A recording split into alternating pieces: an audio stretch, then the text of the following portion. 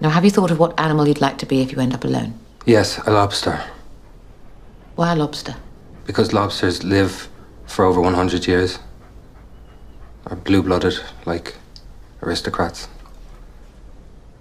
And stay fertile all their lives. I also like the sea. Very much. I water ski and swim quite well since I was a teenager. I must congratulate you. The first thing most people think of is a dog, which is why the world is full of dogs. Very few people choose an unusual animal, which is why they are endangered. A lobster is an excellent choice. In a dystopian society where people are required to be couples, a man's wife leaves him. So now our protagonist must go to a hotel where he will have 45 days to find another romantic partner, or he will be turned into an animal. Right off the bat, we see that this movie has a very cold-hearted and matter-of-fact presentation. Beautifully for this movie, because there's so many things in this dystopian future that are bizarre and absurd and fucked up that it's just funny. I had to pause the movie at times because the combination of the cold delivery and the timing of certain lines just had me in hysterics. All the performances are kind of similar in the sense that it's all very stilted and awkward, and people are going to have a problem with that, but that's the point. The movie's playing up how awkward social interaction can be, especially in romance. How just meeting someone can be so weird and awkward.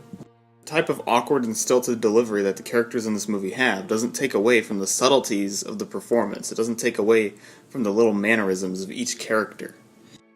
Depression and the sadness in Colin Farrell's character still comes across, and like the pathetic nature of John C. Reilly's character is still felt through those performances. And when you combine all of those subtleties with that awkward and stilted dialogue, that's where the comedy comes from. Gorgeous, gorgeous movie. There's so many shots that just feel like paintings. This director, Yorgos Lanthimos, does such a great job of maintaining his own unique voice in his movie. Even though the movie has this unique style, it's done with subtlety, and it's done with a point. This is a brilliant and hilarious dark comedy that beautifully satires social interactions and relationships. I'm gonna give The Lobster an A. Now, I wanted to talk about the end of the movie because I think it's what makes the movie as a whole so interesting. At a certain point in the movie, he really screws up at the hotel, he runs into the forest, and he runs into this group called Loners. The Loners are a group that completely rejects the idea that relationships are required, and in fact, they are the exact opposite, where they do not allow anyone in their group to be in a relationship. There's also this weird thing in the movie where people feel like the person that's a match for them is someone that has like a similar trait to them. For example, if two people get nosebleeds a lot, they'll be attracted to each other. So anyway, Colin Farrell's character is nearsighted, and he meets a woman in this forest who is also nearsighted, and they end up falling in love. The leader of the group catches on to this, so she has the woman taken to a surgery where she's going to be blinded. And when Colin Farrell's character finds out about this, he has to figure out a way to find commonality with the woman again.